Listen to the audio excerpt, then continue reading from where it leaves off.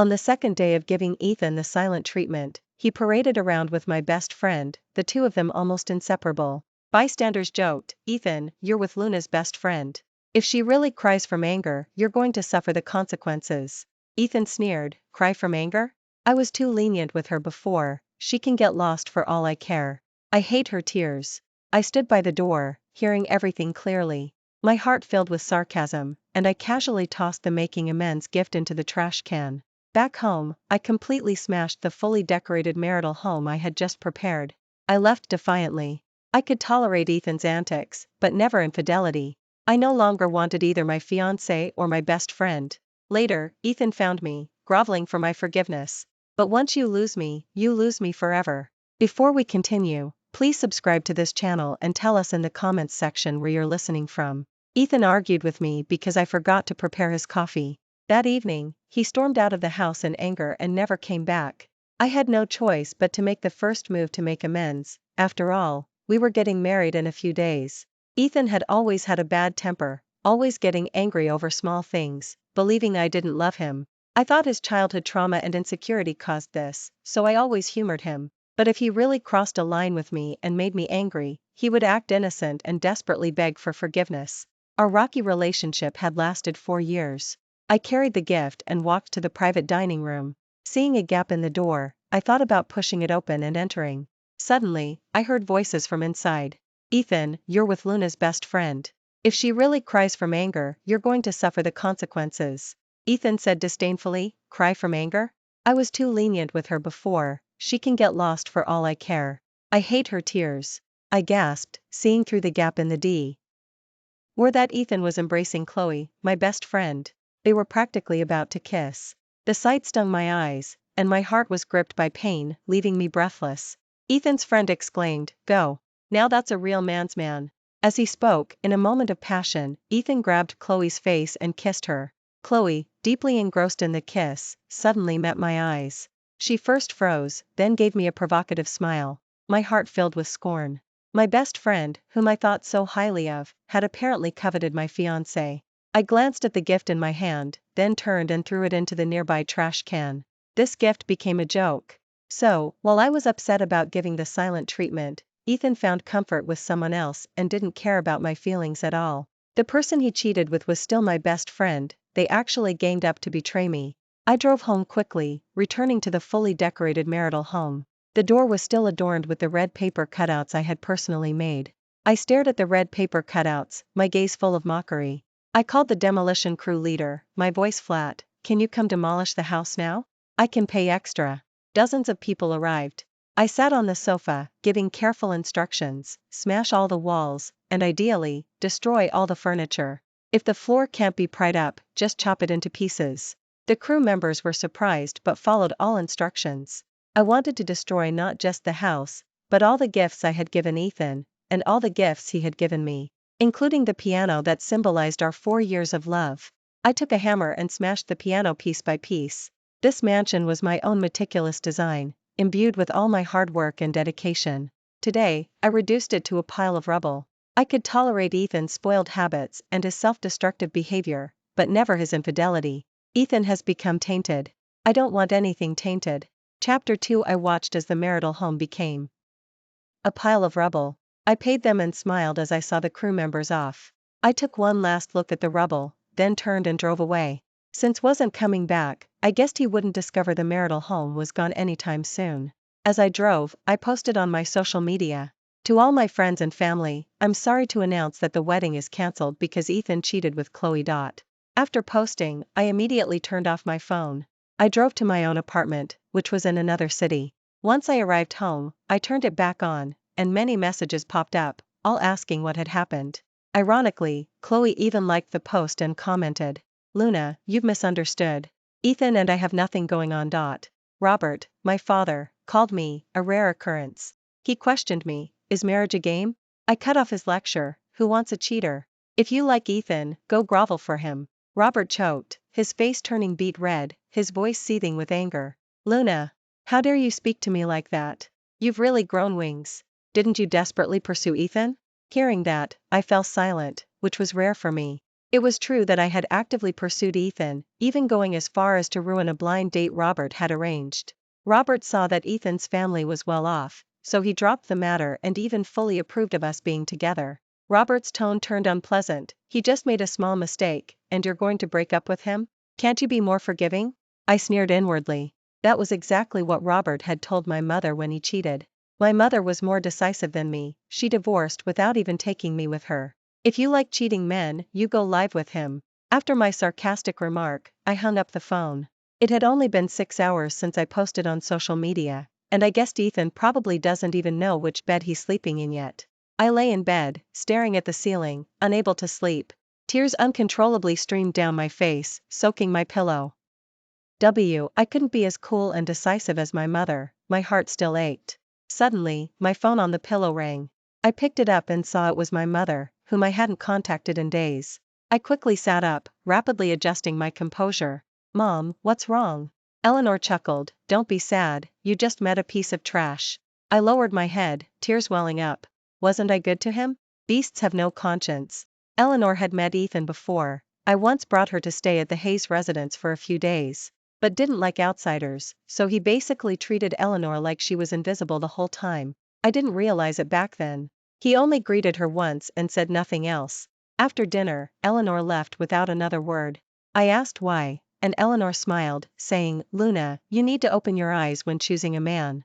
Afterward, Ethan hugged me and said, I don't want your attention on anyone else. At the time, I didn't understand why. Now, Eleanor finally told me the reason. Suddenly, I wasn't as sad. He was just a piece of trash. Once it's thrown away, why would I regret it? Chapter 3. Outside, it was dawn, and the tears on my face had long since dried. I simply got up, poured a glass of water, and drank it to clear my head. I cleaned up everything in the apartment. After living with Ethan, I hadn't returned here. Suddenly, my phone rang again. I picked it up without even looking. Ethan's voice came through. His voice was languid, and his surroundings sounded peaceful. Where did you go? I paused my close-hanging action, said nothing, and simply hung up the phone. Then, the phone rang incessantly, ringing persistently, like a death knell. I answered again, get lost, don't come and disgust me. Ethan's voice sounded hurt. Luna, how dare you curse at me? Hearing your voice, I feel like I'm going to throw up my last meal.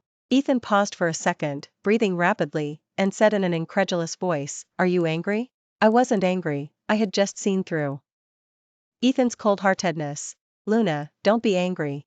That day was an accident. Ethan seeking me out was just for show, just to make you care more about him. It was Chloe's voice, she was next to Ethan. I closed my eyes. Chloe, we're not friends anymore. I hung up the phone, clutching my chest. I was extremely annoyed. I finished hanging the clothes, found a movie to watch, and ended up falling asleep. When I woke up again, it was already evening. Footsteps nearby jolted me awake. I saw Ethan in a suit. He was impeccably dressed, looking polished and bright. Ethan certainly had a handsome face, otherwise, I wouldn't have liked him so much before. He held a bowl of instant noodles and smiled at me. Luna, you're awake? I just made this. Instant noodles were the only thing he knew how to make. In the past, whenever he tried to make amends, I would reconcile with him. My brow furrowed, and with a look of disgust, I said, get out. Who let you into my apartment? Ethan's breathing hitched. Luna, why are you still angry with me? It's all a misunderstanding. We've already broken up, I said patiently. Ethan furiously threw the bowl of instant noodles. The floor instantly became a mess, and some splashed onto the sofa. Seeing this, I immediately became enraged. I had just cleaned up today. Luna, how long are you going to keep this up? I've already come to you. Hearing that, I sneered inwardly. I had sought out Ethan countless times before. Now, he came to me once and was already impatient? I pushed aside the blanket, my voice calm. I smashed the marital home, and the wedding is cancelled. I'm informing you, do you understand? Ethan's face flashed with panic. You. What did you say? I stood up, looking directly at him. I don't love you anymore. Ethan's eyes darted away, his face pale. Impossible. You must still be angry. I laughed. Ethan, how can you be so arrogant? Someone like you deserves to be unloved. Ethan froze instantly, becoming fragile and vulnerable. I forcefully kicked Ethan out. It was the first time I'd seen fear on his face. I changed the apartment's lock code. Otherwise, if I opened my eyes and saw him again, I truly would be disgusted greatly. I called a cleaning service, and the apartment floor was cleaned again. I sent him the proof of payment. Ethan kept talking about other things, saying, "Don't be angry, please." Out of sight, out of mind, I blocked him, then immediately sent the screenshot to his mother. "Pay up, your son dirted the floor." Chapter 4. Vivian quickly sent a message. "Luna, please stay away from my son. Part amicably. I wish we could part amicably. It's your shameless son who keeps bothering me. Hurry up and pay." I received the fresh $200 and ordered a coffee. Having slept too much during the day, I had even less desire to sleep at night. Vivian was furious, so I left a voice message. "Don't get defensive. I'm fed up with your whole toxic family." Ethan's relationship with the Hayes family wasn't good. Vivian climbed the social ladder through her affair and gave birth to him, but she didn't love him. His father was indifferent to his own son, and their attitudes caused the staff to take advantage of the situation and mistreat Ethan. I used to pity him, always overly tolerating him. However, Ethan had also developed spoiled habits, always resorting to extreme behaviors to get my attention. The repair of Ethan and Vivian's relationship was also thanks to my efforts. I knew Ethan yearned for his mother's love, so I gave advice, and prepared delicious meals and exquisite gifts for him. Now, ironically, they had reconciled but were ganging up against me. I knew Vivian always looked down on me, thinking I couldn't be of help to Ethan. Ethan, on the other hand, never helped me. He believed that if I had less interaction with Vivian in the future, there wouldn't be much conflict, and he even thought I was making a big deal out of nothing. Because of Ethan's inaction, Vivian would always subtly put me down. That evening, I received a photo from Chloe. In the photo, Chloe was draped over a man in a suit, her head tilted back, revealing hazy eyes. The atmosphere was intimate, as if they could tumble into bed any second. Ethan's face wasn't visible, but I still recognized him. He was wearing the same clothes from earlier today. Annoyed, I immediately posted the photo on my social media, with the caption, "Which bitch sent me proof of cheating?" However, the next second, Chloe's call came through, and I answered. "Luna, Ethan is in love with me, so let him go. He doesn't love you at all. He said touching you felt no different from touching myself. It was only after being with me that he understood what a woman truly is." I chuckled. "Oh, congratulations. You're using my dirty goods that I don't want anymore." Chloe was infuriated by my understated remark. "So what? Ethan loves me now. Why are you always so superior? You've always looked down on me, and now your man doesn't love you. You're probably hiding in a corner crying secretly, aren't you?" My tone was flat. "Only you would want such a dirty man." Chloe, enraged, immediately hung up the phone. With nothing to eat at home, I took some time to go to the grocery store, only to run into the annoying Ethan. Ethan walked straight toward me. I spoke first. "I thought we were over." Ethan's face was pale. "I saw your social media post. It's not what you think." I stared at him and laughed. "Ethan, do you really think this will make me change my mind? I don't care about you, you're like weeds by the roadside." Ethan completely panicked, his voice tinged with a whimper. Tears kept falling. "I just wanted you to care about me more. It's not what you think, I don't love her at all." I had already seen through Ethan's trick. The photo was taken deliberately, and he knew Chloe sent me the picture. But I couldn't care less about him, instead I felt disgusted. Chapter 5. That weekend, a former CLA mate suggested we have a class reunion, and he invited me. Only after I arrived did I discover that Ethan and Chloe were also there. Ethan must have come with Chloe. Seeing them, my expression subtly changed, and I turned to leave. Behind me, I heard the sound of a chair being dragged. Ethan caught up to me and grabbed my hand, his voice frantic. "Luna, Chloe and I have nothing going on. I don't like her at all. I came here to explain everything to you. Otherwise, I really won't be able to see you again." Everyone else remained silent, and Chloe visibly changed her expression. She stood up. "Ethan, what do you mean? Didn't you say you liked me?" Ethan's tone deepened. "Shut up. You bitch, don't even think about stirring trouble between me and my fiancé." Hearing that, I laughed. Ethan was putting on an act again. I forcefully pried Ethan's hand open, scoffing. "Ethan, stop acting." Ethan looked hurt. "I'm not acting. I really love you." Chloe's chest rose and fell dramatically, her eyes brimming with tears. "Ethan, if you don't love me, why did you mess with me?" Ethan was exasperated. "How dare you compare yourself to Luna? You're a desperate Klingon."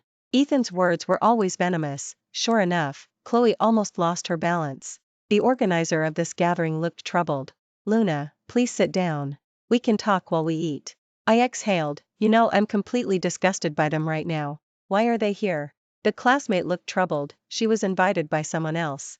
Ethan's expression had been terrible, but it finally softened when he saw me sit down. Chloe gripped her chopsticks, sneering, Luna, what's the point of acting so high and mighty all the time? I picked up my teacup and splashed it directly onto Chloe's face. Chloe shrieked, ah, how dare you splash me? I leaned back in my chair, so what if I splashed you? Chloe hadn't expected me to expose herself so frankly, but she forgot that this had always been my personality. Those I cared about, I could lift to the heavens. Those I didn't care about, I wouldn't even spare a glance, even if they died in front of me. Ethan kept staring at me, not saying a word in her defense. No one else intended to speak up for her either. She was a mistress, and still provoking. She was lucky she didn't get beaten up. Chloe started crying, Luna, you can't bully people like this. I smiled happily, my tone subtle. Is the dirty man any good? Ethan couldn't hold back. Luna, could you please not talk like that? I countered, aren't I just stating facts? Ethan looked embarrassed. I didn't sleep with her. I don't like her at all. I just wanted to provoke you into reconciling with me. My gaze was mocking, so I go back to you, and then you arrogantly humiliate me again? If you want to play king, do it at home. Don't come here to demand attention when you can't even get it there. Ethan flinched, clearly realizing I was right. It had always been like this before. He enjoyed seeing me suffer for this relationship, as if that made him feel better. No. I just liked seeing you care about me. I was tired of hearing these words. I picked up my purse, stood up, and told my classmate, thank you for the invitation, but in the future, if Chloe and Ethan are here, please don't invite me. I turned and left the private dining room. Ethan quickly followed me. Luna, let me take you home. I ignored him. At the door, the car I pre-booked arrived. It was my former friend, and now my boss. During those days at home, I hadn't been idle, I'd found a better job. Ethan was visibly stunned when he saw Marcus, his sense of crisis immediately escalating. He instinctively demanded, who is he? Chapter 7. Marcus glanced at Ethan, his tone subtle, so, this is your ex? I glanced at him and mumbled, yes. Ethan's eyes bloodshot, his voice rising, Luna, you broke up with me because you found someone else, didn't you? I looked at him, annoyed, stop yelling. We've already broken up. It's my freedom to be with whoever I want after this. Ethan used to hate it most when I had male friends, always secretly deleting all male contacts from my phone. One time, it was quite outrageous, he even deleted my father. My father called to scold me, and I just said, Ethan deleted him, the old coot. He immediately fell silent and then said, you two should get along, don't always argue with him. See? People with shared cheating experiences always cover for each other. Ethan's eyes brimming with tears, looked at me pitifully, you actually scolded me for someone else. I was almost disgusted greatly. Ethan was truly tenacious. Marcus spoke up, Ms. Chen, let's leave quickly. We have an appointment soon. Hearing about the appointment, Ethan glared, you're not allowed to go. I shot him a glance, who are you? Don't tell me what to do. Ethan watched as I got into the car. Marcus nodded at him, very courteously. Through the rearview mirror, I saw Ethan was almost about to explode with anger. Marcus drove, then suddenly spoke. Is he the reason you gave up the opportunity to go to America? I nodded, yes. I registered an account and drafted a post to clarify my relationship with Ethan. The text was concise and clear. Engagement broken due to the man's infidelity. And at Hayes's official account. The comments section was instantly flooded with many people. I saw it and turned off my phone. Marcus, do you regret it? I looked straight ahead, my expression calm. Who hasn't met a few jerks when they were young? Marcus chuckled, my company is quite busy. You won't have time for these personal matters anymore. I nodded, having long been prepared. Back home, I said goodbye to Marcus, turned on the robot vacuum, and switched on the TV. I opened a bottle of soda and sank into the sofa. My stomach was empty, so I planned to just drink some soda to get by. Just as I thought that, the doorbell rang. I patiently got up to open the door. Who is it? As I asked, I saw Mar. Cuz. Want some barbecue? Marcus held up several bags of barbecue in front of me. I paused, then nodded frantically. Marcus also brought a huge watermelon. Each taking half, Marcus simply entered my apartment. I took a bite of watermelon and felt completely re-energized. With a boss like you, I have no regrets in this life. Marcus couldn't help but chuckle. How hungry are you? You wouldn't understand. Suddenly, it started raining outside, perfectly visible through the floor-to-ceiling window. The window isn't closed. I'll go close it. Marcus placed a hand on my shoulder and stood up. I'll get it. I didn't argue, sitting down to focus on eating the barbecue. After a long while, Marcus called out, Ethan is downstairs. My fingers paused slightly, and I casually said, don't worry about him. Chapter 8. After we finished the barbecue, Marcus left. I didn't ask him to stay. It was mainly because it's inappropriate for an unmarried man and woman to be alone. I briefly tidied the table and went into the bathroom to shower. I lay comfortably on the sofa. Several messages flashed on my phone. One was from Marcus. It read, I have an apartment downstairs, I'll stay there for now. I replied, it's great to be rich. There were also a few messages from unknown numbers. I quickly glanced at them and recognized Ethan's tone. I didn't look closely and just turned off my phone. Ethan was questioning me, asking if I was with Marcus. But what business was it of his? The next morning, I got up early, intending to go buy some breakfast. Suddenly, I was hugged from behind. Ethan was damp and soaking wet, clearly having stood downstairs all night. Ethan, sobbing, said, Luna, please don't leave me. Can we call it even this time? He truly knew he was wrong. If he could do it over, he wouldn't be so spoiled. I struggled a bit and easily broke free. I accidentally touched the back of his hand. It was very cold. I looked at him and realized his face was slightly flushed, his lips cracked, clearly sick. Ethan, you have a fever. You should go to the hospital. Ethan cried, I don't want to. I won't go. I'll just stay by your side. Did you sleep with Marcus? Did you? I stared at Ethan, whose mental state wasn't right, and couldn't be bothered to argue with him. Ethan stumbled forward a few steps, finally collapsing in my direction. I struggled to support him, wanting to curse him out in my heart. Ethan's skin was frighteningly hot, and his clothes were completely soaked. He really stood downstairs all night during yesterday's heavy rain. I looked around, wanting to put him down and call an ambulance. Just then, Marcus arrived. I frantically called for help, come quickly, help. Marcus quickly ran over, helping Ethan. What's wrong with him? He must have fainted from the fever. Marcus dragged Ethan into the car and took him to the hospital. During this, Ethan was semi-conscious, continuously calling my name. Marcus scoffed, a man's tears are often a calculated act to get what he wants. I burst out laughing, why don't you do stand-up comedy? Marcus replied, I probably excel more in the financial field. At the hospital, if Ethan had been brought in any later, it could have caused brain damage. I sent a text message to his mother. Unfortunately, Vivian didn't believe Ethan was sick, and thought I was trying to extort money from her again. That last $200 was rightfully mine, yet she considered it extortion. What a toxic person. Marcus walked over and handed me a bag of steamed buns. To tide you over. I looked up, how did you know I hadn't eaten breakfast? Marcus, staring at my clothes, said, you're wearing pajamas, you're not exactly going for a stroll, are you? I sat on the chair, holding the steamed buns and starting to eat. What a mess this is. Who harasses their ex like this? Marcus said softly, it's all his fault. He didn't cherish you. I looked at him, and before I could speak, the doctor rushed in and said, the patient is awake.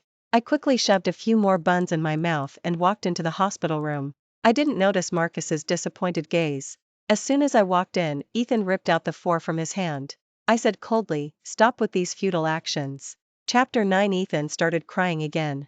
I said helplessly, sometimes your tears are truly annoying. Ethan froze, looking helpless. I'm sorry. Stop harassing me. We're long over. Deal with the online rumors yourself, I won't get involved. I thought I had finished explaining, but Ethan threw off the blanket, fell from the bed, and knelt before me. I beg you, please don't leave me. I'm sorry, can you please forgive me this time? I truly won't act out anymore, I'm truly wrong. I looked at him with cold eyes and chuckled, we're truly over. I cannot tolerate a stain like this. You can act out and make a scene, but you cannot cheat. Once you lose me forever. Ethan's face turned pale as he collapsed onto the floor, kneeling.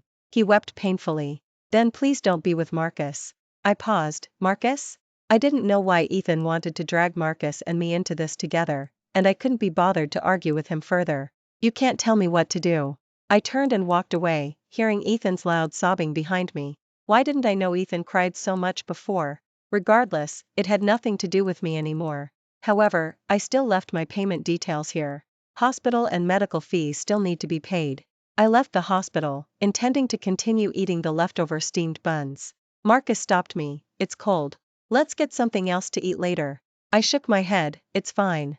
My stomach isn't that fragile. I ate until I was stuffed in just a few bites. Marcus gripped the steering wheel, glancing at me. Ethan, have you dealt with him cleanly? I nodded, yes. If this continues, it won't look good for anyone. Marcus spoke up, What are you planning to do next? No plans. Just going to work as usual. Marcus, suppressing his excitement, said, Luna, actually, I smiled, finally understanding why Ethan had thought Marcus and I were together. Didn't you say your company was busy, and you wouldn't have time for personal matters? Hearing that, Marcus visibly became disappointed. I added, I think it's perfectly fine.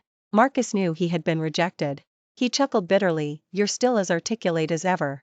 I couldn't just jump into another relationship right after losing one. Besides, I genuinely didn't like Marcus. If I had, I would have liked him much earlier. He wasn't a fallback option after losing a relationship. I hoped Marcus would understand. We could only be friends. Nothing more. My life got back on track, and I started working officially. I felt good about my new company and believed I could stay there long term. Finally, in my second year, I got promoted and transferred overseas. The opportunity to go abroad, which I had originally given up for Ethan, was now realized through my work. I was very happy about the transfer. My boss treated the entire department to a meal. Unfortunately, I ran into Chloe, whom I hadn't seen in a long time. She was being slapped and having her hair pulled. Chloe saw me from a distance. I gave her a slight smile, and the venom in Chloe's eyes almost overflowed. The woman hitting her was a middle-aged woman, whom I happened to know from our professional circle. Bitch! How dare you seduce my husband? I was utterly shocked to hear that. Her husband was almost 50, and it seemed Ethan dumped her. I stood there for a while, watching her miserable state, and only left when Chloe's face was swollen from slapping. I knew how to make Chloe suffer even more. Her crumbling self-esteem would just consume her to death. Chapter 10 Sure enough, Chloe's affair became public knowledge, and she became infamous. Some people mentioned me. They said I was blind and chose bad friends. I admit that much. In the past, I saw her as pitiful and enthusiastically helped her. Now look at her, she willingly became a mistress. Afterwards, she even exposed herself, claiming she was jealous of me. I don't think there's anything about me to be jealous of. A cheating dad, a dad who frequently sells out his daughter, a dad who likes to drain his daughter's resources. Having a dad like that means I've been unlucky for 8 lifetimes. As I was scrolling, I suddenly scrolled past a photo. It was a photo of a mansion, identical to my former marital home. The phone rang at that moment. It was an unfamiliar number. I hesitated for a few seconds, then answered. Luna. Ethan's voice came through, sounding like he was in a terrible state. I'm sorry, I rebuilt the marital home, exactly as it was before. I replied indifferently, I know, but it's not my concern. Ethan tried to speak again, but I cut him off. Nothing else? I'm hanging up. No sooner had I finished speaking than Ethan's voice rose. Don't hang up, I'm begging you. I bought the piano back, I bought everything back, exactly as it was. Ethan was almost hysterical, and I suddenly found it all pointless. What's the use of it being exactly the same? He and I can't go back. Stop it. Can you please stop being so annoying? It's sickening. Ethan froze, and I took the opportunity to hang up. I tossed my phone aside and continued packing my luggage. At the airport, I received a call from Vivian. She said Ethan committed suicide.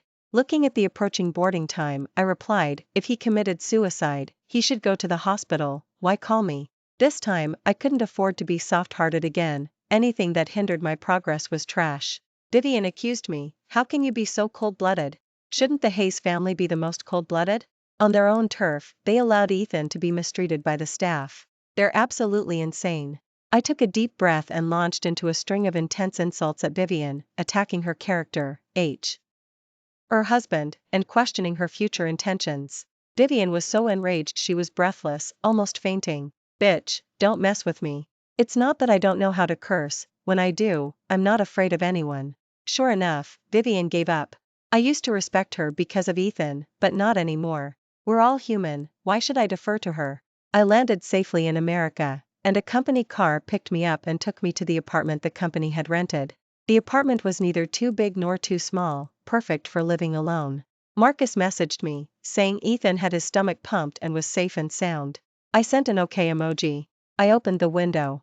The sky outside was darkening, and below, a homeless person was playing guitar. I rested my chin on my hand and listened for a while. I called out, can you play another song? The homeless person smiled at me and switched to a cheerful tune. I gave him a few dollars, and the homeless person kept thanking me. The homeless person even gave me an autographed photo, saying he would become famous worldwide. He told me his story. It turned out he had been homeless for many years. He received government assistance every day, but if he found a place to live, he wouldn't have anything to eat. So he could only choose to live on the streets. Any open space where he wasn't driven away became his sleeping spot.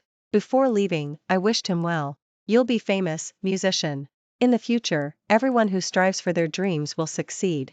I will, and so will you. Thank you for watching today's story. If you enjoyed this video, please like and share it with your friends.